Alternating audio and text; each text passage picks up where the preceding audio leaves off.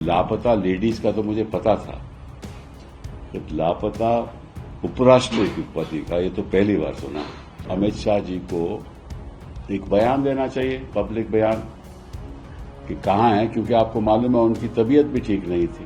अब ऐसे मामले में मैं कहीं जाना भी नहीं चाहता, वो एफआईआर लिखवा दूं, किसी को बोलूं, ये भी नहीं अच्छा लगता। मैं आग्रह करूंगा गृह मंत्री जी से कि आप इतना तो बता दीजिए, आपके पास तो इतने साधन हैं और बांग्लादेशी को आप ढूंढ ढूंढ के वापस भेजते हो। ये तो हमारे उपराष्ट्रपति जी हैं। ऐसा हिंदुस्तान के इतिहास में आज तक नहीं हुआ। पहले तो इस तरह से कोई इस्तीफा नहीं दिया किसी ने, और फिर उसके बाद मालूम ही नहीं कहा है। मुझे थोड़ा फिक्र है। ये 22 जुलाई को धनखड़ साहब ने अपना इस्तीफा दिया, आज 9 अगस्त हो गई और उनके बारे में हमें मालूम ही नहीं कि वो कहाँ हैं। अब लापता लेडीज का तो मुझे पता था, जब लापता उपराष्ट्रपति का ये तो पहली बार सुना। अभी हमारे उपराष्ट्रपति थे और जिस तरह से उन्होंने सरकार की रक्षा की जब से वो उपराष्ट्रपति बने, अब लगता है कि विपक्ष को उनकी सुरक्षा करनी पड़ेगी। कहाँ हैं धनखड़ साहब?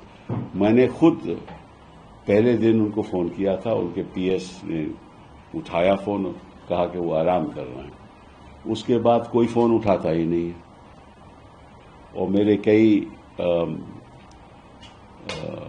राजनीति में राजनेता से मेरी बात हुई तो वो कहते हैं कि हम भी नहीं फोन मिला रहे।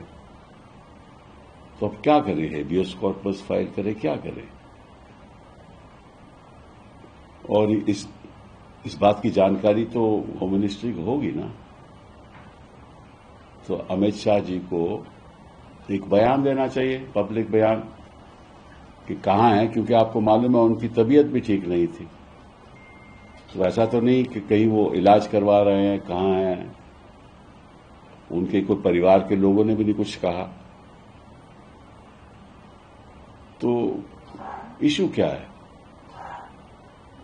ऐसी बातें तो हमने दूसरे देशों में सुना था कि